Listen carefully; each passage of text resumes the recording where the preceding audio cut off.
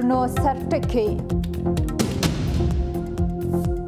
د 14 میلیونه امریکایي ډالرو لیلام د افغانستان بانک په پام کې لري چې 14 میلیونه امریکایي ډالر د آزادې داوطلبۍ له لارې لیلام کړي. افغانستان کې د بشري بحران قربانیان ښځې او ماشومان د کډوالو په چارو کې د ملګرو ملتونو لویه کمیشنري وایي په افغانستان کې د روان بشري بحران عمده قربانیان ښځې او ماشومان دي.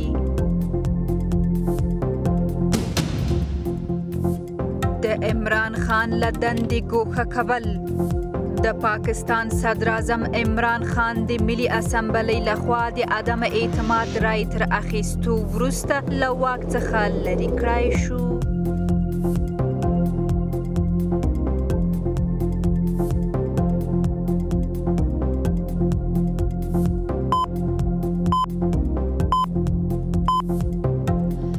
سلامونه، زه لیمه سپیڅلې یم. د هم بشپړ خبرونه.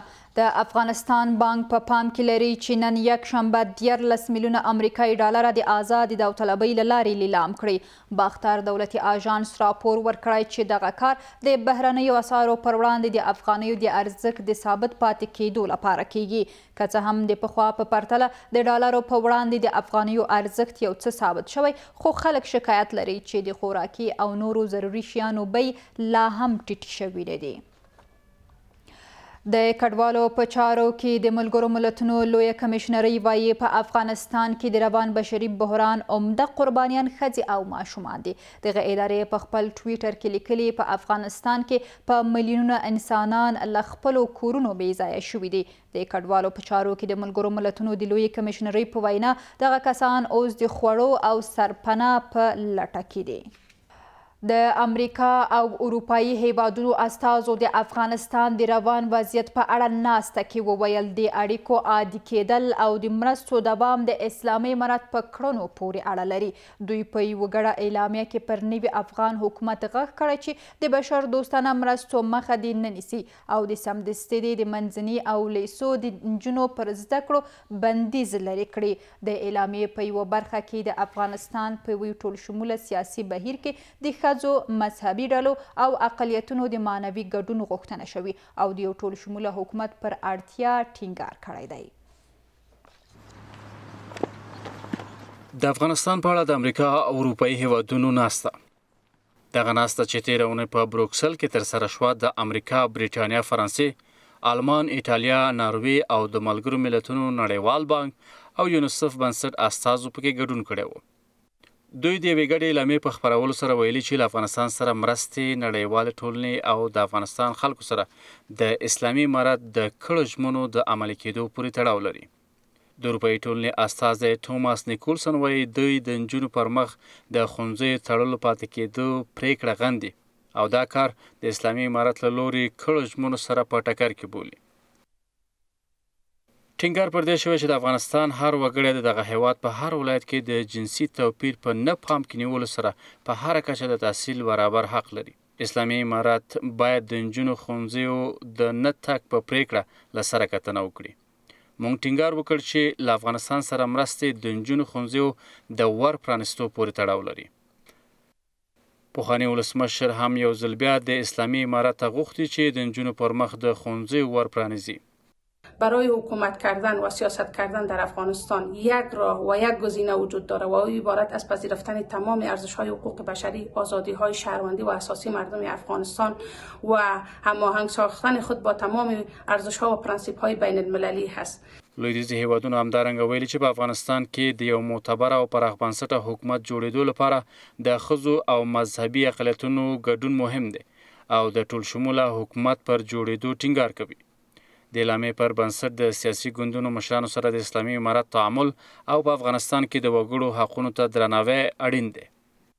اعلامیه امریکا و کشورهای اروپایی که تمویل کنندگان عمده افغانستان هستند باید توسط حکومت در کابل جدی گرفته شود، به خاطر که چیزی که در اینجا میگن تاثیرش در تمام مردم افغانستان است و مسائل حقوق بشر اینجا مهم تلقی شده به هر صورت گزارشگر شورای حقوق بشر هم تعیین شده و او هم در کابل کار خودش شروع میکنه. پر دې سربیره امریکا او لویدیځو هیوادونو د بیان او عقیدې ازادي د رسنیو ځپل پر خبریالانو بندیزونه او غیر عادلانه نیونو په اړه اندېښمن دي. در شرایطی که چرخش اقتصادی در کشور مثل افغانستان کاملا از حرکت باز مانده باشه و امیدواری هم بر این وجود نداشته باشه که در کوتاه مدت میتونیم دوباره این چرخ را مثل قبل به حرکت در بیاریم، تنها گزینه‌ای که میتوان با آن چشم دوخت جلب کمک‌های خارجی است. مطمئناً که سطح کمک‌های خارجی دوام آن بستگی دارد به چگونگی برخورد اقتصادی و چگونگی پذیرش خواستهای جهان از سوی امارت اسلامی. نیاز است که حکومت امارت اسلامی با فراهم نمودن فضای اعتماد و اطمینان و با بکارگیری از سیاست‌های درست اقتصادی جهان را خانه بسازد که میتونه مدیریت فقر را به گونه احسن به پیش ببره و در این بخش سودمندی و کارآمدی لازم به خرج میده. د اعلامیې په بله برخه کې له افغانستان سره د اړینو مرستو پر دوام ټینګار شوی او د بشري مرستو رسیدو پر مخ د خنډونو د لرې کېدو خبره کوي. خو په دې منځ کې اسلامي امارت وایي چې بشري مسایل او مرستې رسونې باید له سیاسي مواردو بیل شي او مرستې دې پرته له کوم شرطه دوام وکړي. مردم افغانستان کمک‌های بشری را می‌خواهند که بدون قید و شرط باشه و واقعاً اون بشری و از عاطفه بشری برخواسته باشه. و ما خواهان ازی هستیم که مسائل بشری از مسائل سیاسی جدا باشه. له هغه وروسته چې اسلامي امارت واکمن شوی هیواد له اقتصادي کړکېچ سره مخ دی. کارپوهان هم باوري دي چې پر افغانستان نړیوال بندیزونه او د وزګارۍ زیاتوالی د اسلامي امارت پر وړاندې له ننګونو شمیرل کیږي. د بخښنې نړیوال سازمان پر نړیوالې ټولنې غږ کړی چې په ایران کې د افغان کډوالو وضعیت ته پام وکړي. دغه سازمان وایي هغه افغانان چې ایران ته تښتېدلي له هر ډول تبعیض، ناوړه چلند او تاوتریخوالي سره مخ دي. په ورته وخت کې چې په ټولنیزو رسنیو کې له افغان کډوالو سره د ایران د ناوړه چلند په اړه راپورونه او ویډیوګانې خپرې شوي، د بهرنیو چارو وزارت په غبرګون کې په کابل کې د ایران د سفارت یو شمېر چارواکي اظهار کړل. بگو آقای کامبیسه منو ببخش. آقای کامبیسه منو ببخش. او بل من ګونه دیگه بزر من. په دې وروستیو ورځو کې پر ټولنیزو رسنیو له افغان کډوالو سره د ناوړه چلند، شکنجې او جنسي ځورونې بېلابېل انځورونه او ویډیوګانې لاس په لاس کیږي. هغه موضوع چې د ټولنیزو رسنیو ډیری کارکوونکو خبرګونونه هم راپارولي دي. هغه پیښه چې د بخښنې نړیوال سازمان هم له نړیوالې ټولنې غوښتي چې په ایران کې د افغان کډوالو ستونزو ته د حل لار پیدا کړي. د سازمان ویلي هغه افغانان چې ایران ته تللي د تیري له بېلابېلو ډولونو ناوړه چلند او زور زیاتي سره مخامخ دي. با ورود بی‌سابقه جمعیت عظیم از مهاجرین به ایران طبعا ممکن است تنش‌های اتفاق بیفتد که این موضوع می‌طلبد به جای برخورد احساساتی به راه حل آن توجه جدی کرد و در این زمینه گام‌های بزرگتری برداشت. په ورته وخت کې د کډوالو بیا راستنیدونکو چارو وزارت هم له ایران څخه د افغانانو په زوره شړلو خبر ورکوي. د کډوالو بیا راستنیدونکو چارو وزارت وایي چې یوازې په یوه ورځ کې له 2200 زیات افغان کډوال په زوره له ایران څخه افغانستان ته بیرته راستانه کړل شوي دي. په همدې حال کې هغه افغان کډوال چې بیرته هیواد ته راستانه شوي له هغه چلند څخه چې له دوی سره شوی سختې نیوکې کوي. باز دیگه در اردوگاه عذاب است، بالاخره اصلا جایی نیست. نفر زیاده، اردوگاه پر نان نمیته، بالاخره عذاب است. چیکار کنیم؟ کار نیست در وطن، غریبی نیست، مجبور هستیم. مجبور نباشیم کسی وطن ایله گده نمیره. با مردمایی که مثلا بیگانه هستن دیگه خشونت میکنن در برابر مهاجرین افغان و آنها را پناهندگی نمیتن و کسب کار در کشور خود نمیتن و اجازه دخول در کشورشان نمیتن. دیگه ما دولت خود که دولت کنونی از امارت اسلامی این تقاضا داریم، این آرزوی ماست که بر جوانایی که در کشور هستند کار برشان فراهم کنه.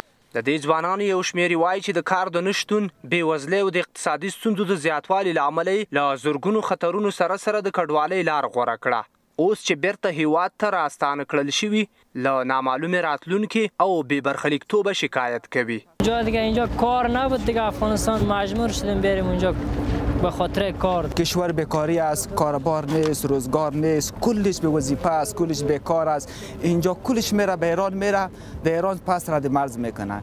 چقدر مردم افغانستان که میره هر شب مثال در می وقتا 100 موتر 80 موتر مسافربری میره به مرز اعلام میکنه، همونجا میره پس رد مرز میکنه. اینجا این همی کار است که مردم خیلی بتش جگرخون است، خیلی مفلس است، خیلی در بدری است. مردم مجبور میشن هر کدام که زحمت کشیده تکلیف کشیده فعلا در شرایط بد وضعیت یا میره ایران یا میره ترکیه، میره در کشتن، در مردن، در همه کارهای خود دادن. په همدې حال کې اسلامي امارت له ایراني چارواکو غوښتي چې له افغان کډوالو سره د اسلامي برخورد او د ګاونډیتوب د ښو اړیکو پر بنسټ چلند ترسره کړي او ټینګار کوي چې ځوانانو ته د لا ډیرو کاري فرصتونو د رامنځته کولو په هڅه کې دي. ما توقع ما این هست که کشور ایران و مسئولین کشور ایران با افغانهایی که میزبانی خوب در سالهای گذشته کرده او را ادامه بدهند و روی حسن همجواری و برادری و مسلمانی که مشترکات با هم داریم از همون لحاظ با افغانهای برخورد خوب صورت بگیرد تا زمانی که اونا به دل خود به کشور خود برمیگردند. دا په داسې حال کې ده چې د بهرنیو چارو وزارت هم په ایران کې له افغان کډوالو سره د ناوړه چلند په غبرګون کې په کابل کې د دې هیواد د سفارت یو شمېر چارواکي احضار کړي دي. د بهرنیو چارو وزارت وایي چې د ایراني سفارت له چارواکو سره یې په لیدنه کې په ایران کې د افغان کډوالو د وضعیت په اړه اندېښنې شریکې کړي دي. نړیوال بانک وایي چې په افغانستان کې له وروستي سیاسي کړکېچ وروسته په دغه هیواد کې اقتصادي فعالیت سخت زیانمن شوی او خصوصي سکتور هم اغیزمن شوی دی. د نړیوال بانک د راپور له مخې په افغانستان کې له هرو دریو کاروبارونو څخه یوې د 2020 کال له اګست میاشتې راهیسې په موقتي توګه ځنډول شوي ده. د نړیوال بانک راپور د یوې سروې پر بنسټ ښیي هغه کسان چې لږ کار کوي تر ټولو ډیر زیانمن شوي دي. د افغانستان په خصوصي څانګې د سیاسي کړکېچ اغیزمنتیا نړیوال بانک په یو ریپورت کې وایي چې په هیواد کې سیاسي کړکېچ د افغانستان خصوصي څانګه په شدت سره اغیزمنه کړې. دغه بنسټ د سروې له مخې په هرو درې پانګوالو کې یو یې له تحولاتو وروسته خپل کارونه په موقت ډول درولي. دغه نظر پوښتنې پر بنسټ 88 سلنه وړو شرکتونو، 15 سلنه منځني شرکتونو او 25 سلنه لوی شرکتونو خپل کارونه په موقت ډول درولي دي. د افغانستان خصوصي څانګه هم د نړیوال بانک نظر پوښتنه واقع بولي. که چیرې تحریم نه وي موږ راکړه ورکړه د نړیوالو سره وکولی شو، خپل خام مواد وارد کړی شو، نو خو کار شروع کیږي. په دې کې زیاته ملامتیا د خپل همدغه نړیوال بانک ته. همدغه نړیوال بانک زموږ پیسې د خام موادو لپاره بهر ته نشو لیږلی، تر اوسه پورې هم نشو لیکلی. شتمنۍ د افغانستان کنګل کړي، د سویفت سیستم یې باندې بند کړی. دغه وجې وې چې د اقتصاد زموږ خراب شو. خو د مالیې وزارت بیا له دغه ریپورت سره مخالف دی او د کروالي په اړه یې شک لري. د مالیې وزارت چارواکي وایي په هیواد کې اقتصادي فعالیتونه د څو تیرو میاشتو په پرتله پراخ شوي او هره ورځ افغانستان د اقتصادي پرمختګ په لور روان دی. د ریپورت ثقهوالی دی چې دا څومره ثقه دی، څومره دقیق دی، او بل هغه موجوده مشکلات دي. عموما د نړیوالو دغسې ریپورټونه چې موږ وینو مخکې د ګالوپ اوس د نړیوال بانک یا د نورو ادارو د په اکثرو کې مبالغه خورا ډیره کړې. همدارنګه نړیوال بانک په نظر پوښتنه کې د اګست له میاشتې وروسته د بیروزګارۍ زیاتوالي ته اشاره کړې، ځکه یو شمېر شرکتونو خپل کارمندان کم کړي چې زیاتره یې میرمنې دي. په کابل کې غوښتونکو ته د پاسپورت د ویش بهیر بیا پیل شو. دغه پاسپورت چارواکي وایي چې غوښتونکي یوازې د پاسپورت لپاره آنلاین درخواست کولی شي. د دې ادارې مسؤلین زیاتوي چې د روژې په مبارکه میاشت کې به په 2000 او د روژې له میاشتې وروسته د 3000 جلدونو پاسپورټونو غوښتونکو ته په آنلاین ډول ویشل شي. د اسلامي امارت مسؤلین د پاسپورت دفتر کار ځنډېدل تخنیکي ننګونه او د تخنیکي او بشري ظرفیتونو زیاتوالی بولي. په آنلاین بڼه د پاسپورتونو د ویش لړۍ بیا پیل.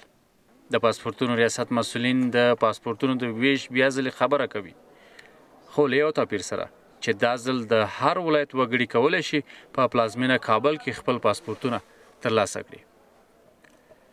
د پاسپورت ریاست مسؤلین وایي هغه کسانو چې په کاغذي بڼه غوښتنه کړې ده دغه ریاست ته دې مراجعه نه کوي، ځکه غوښتنو ته یې رسېدنه نه کیږي. نن د حمل شلمه ده. له دې نه وروسته به ټول هیوادوال کولی شي چې د پاسپورټ دپاره انلاین ثبت نام وکړي. نو له ټولو هیوادوالو نه غوښتنه کوو چې قلمي عریضو باندې پاسپورټ ریاست ته مراجعه ونه کړي. که څوک هم مراجعه وکړي کارونه نه اجرا کیږي. د پاسپورټ ریاست د مسؤلینو په وینا د روژې په مبارکه میاشت کې به 2000 پاسپورټونه وویشل شي، خو د روژې وروسته به دغه شمېر 3000 جلدو ته ورسیږي. موږ روزانه 2000 تعداد پورې کسانو ته اجرات کولی شو چې د رمضان المبارک د میاشتې په تېرېدو سره به دا تعداد د ارقام 3000 ته پورته شي. نو ټول هیوادوال له ولایاتو هم کولی شي چې مرکز ته مراجعه وکړي او انلاین ثبت نام وکړي. نو له ټولو هیوادوالو نه تقاضا کوو چې اشد ضرورت نه لري سایټ ته مراجعه ونه کړي، ثبت نام ونه کړي. هغه کسانو ته اولویت ورکړي چې هغوی عاجل مریض لري او ضرورتونه لري، هغو کسانو ته اولویت ورکړي. له دې ټولو سره اسلامي امارت د پاسپورټونو په ویش کې راغلی ځنډ تخنیکي ستونزه یادوي او د بشري سرچینو د لوړېدو خبره کوي. مشکلات دیگر خب وجود نداره، ولی در تمام این گونه موارد سکتگی هایی که به وجود می آید از لحاظ مسائل تکنیکی می باشه. ما در تلاش ازی هستیم که ظروف و امکاناتی که در مسائل تکنیکی نیاز باشه و به گونه کامل فراهم بسازیم. انشالله باز مشکلات در این مورد حل میشه. دغه ریاست وایي د هغه کسانو د پاسپورتونو د جوړېدو لپاره هم هڅې کوي چې وړاندې نشي کولی خپل پاسپورتونه ترلاسه کړي. د پاسپورټ ریاست مسؤلین همدارنګه زیاتوي چې په دوکانونو او عکاسخونو کې چې د انلاین پاسپورټونو د نوملیکنې لپاره کار مخته وړي 200 افغانۍ ورته ټاکل شوي دي او له هیوادوالو غواړي چې له دې شمېر زیاتې پیسې ورنه کړي. کابل کې د ترکیې سفارت وایي د نیکي په نوم د ریل ګاډي په وسیله انتقال شوي بشري مرستې په غور ولایت کې پر 800 کورنیو ویشلې. دغه سفارت په یوه ټویټ کې ویلي دغه مرستې د ترکیې د سرې میاشتې ټولنې د داخلي آفاتو او بیړنیو چارو د تنظیم وزارت او په کابل کې د ترکیې د همکارۍ او د همغږۍ ادارې په همکاري برابري کړي دي. د ترکیې سفارت وایي له دې سره د هغو کورنیو شمیر 28,000 پورې رسیږي چې د دوی له خوا ورسره بشري مرستې ترسره شوي دي. د هیواد مرکزی بانک له افغانستان سره د 10 میلیونه ډالرو نورې مرستې اعلان کړي. مرکزی بانک اعلان کړی چې دا مرستې له افغانستان سره د نړیوالو بشري مرستو د لړۍ په دوام کې دي چې کابل ته رسیدلې او د هیواد نړیوال بانک ته استول شوي دي. نوموړي د دې مرستو د هرکلي ترڅنګ پر نړیوالې ټولنې غږ وکړ چې له افغانستان سره د بانکدارۍ له لارې خپلې مرستې پراخې کړي. دا له افغانستان سره د نړیوالو مرستو 22مه جوپه ده چې د افغانستان مرکزی بانک ته په نغدو پیسو په توګه ورکول کیږي. له هیواده بهر هم دا چې سعودي عربستان اعلان کړی چې سږ کال به د حج په مراسمو کې 1 میلیون کسان ګډون وکړي. په اوکراین کې د اورګاډي پر یوه تمځای د توغندي برید له امله 50 کسان وژل شوي او لسګونه نورې ټپیان کړي دي. د پاکستان پارلمان د عمران خان د برخلیک په اړه منفي رایه ورکړه او دغه صدر اعظم یې له دندې ګوښې کړل. ایراني چارواکي وایي دا کښتۍ څه باندې 210,000 لیټره قاچاقي تیل لیږدوي. نور جزئیات هم زما همکار تاسو ته وړاندې کوي. سعودي عربستان اعلان کړی چې سږ کال به 1 میلیون کسانو ته د حج د فریضې ادا کولو اجازه ورکړي.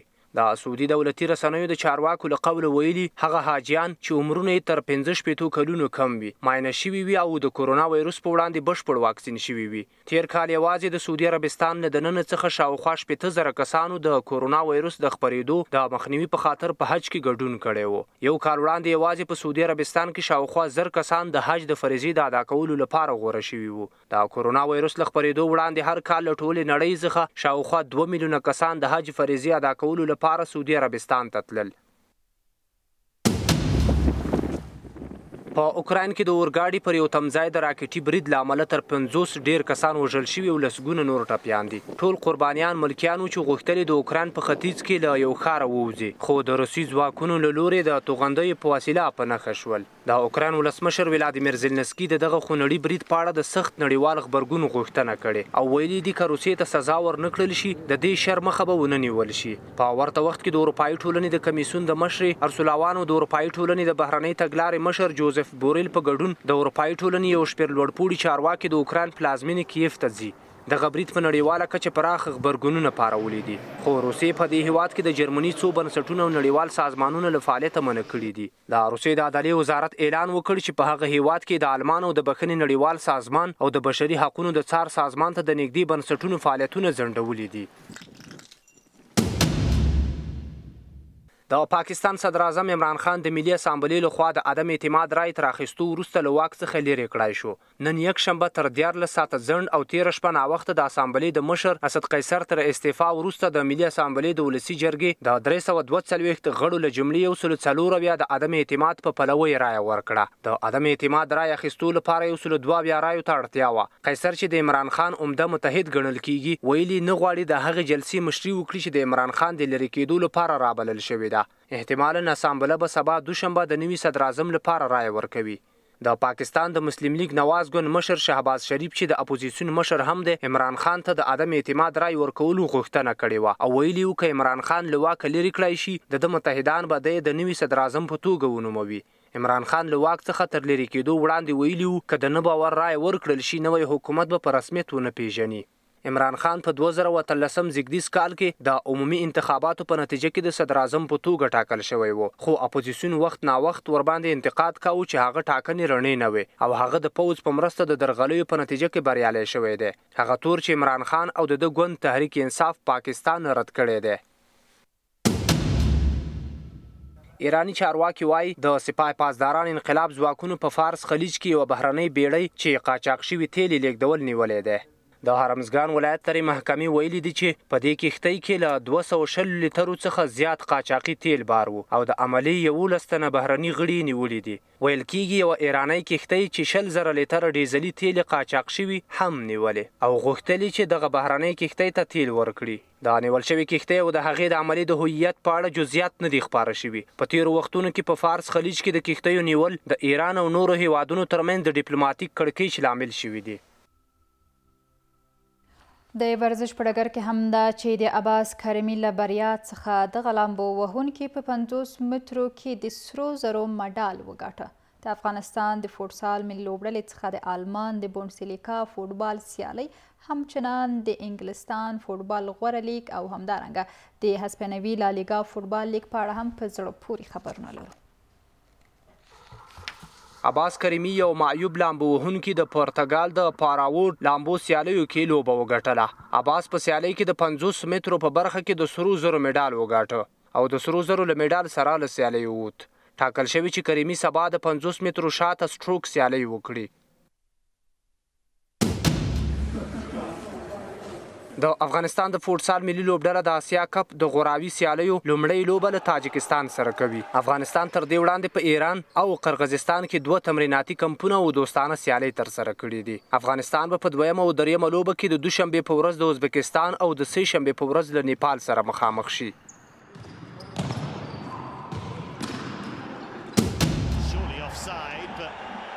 د جرمني د بونډسلیګا لیګ 9 اونۍ په یوې لوبې سره پیل شوه. په دې لوبه کې بوروسیا دورتمن له کوره لرې د شټاتګارت په وړاندې میدان ته ننوت او په پای کې د دورتمن لوبډلې لوبه په 2 ګولونو وګټله. په دې بریا سره دورتمن د 80 نمرې ترلاسه کړې او لا هم د لیګ دویم ځای کې ده. شټوټګارت هم د 20 نمرو په لرلو سره په لیګ کې 15 ځای لري. د لیګ د لوبو په دوام کې به وروسته 5 لوبې ترسره شي. بایرن میونخ د 60 نمرو په لرلو سره په لیګ کې مخکښ دی.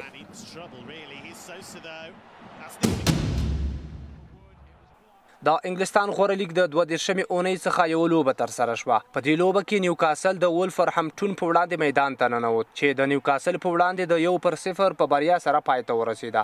د دې لیګ په دوام کې به په دې اونۍ کې 5 لوبې ترسره شي. مانچستر سیټي د 3 نمرو په لرلو سره په لیګ کې مخکښ دی. په داسې حال کې چې لیورپول او چلسي په ترتیب سره د 2 او 9 نمرو په لرلو سره دویم او دریم ځای لري. د اسپانیا لالیګا یو 13مه اونۍ هم په یوې لوبې سره پیل شوه.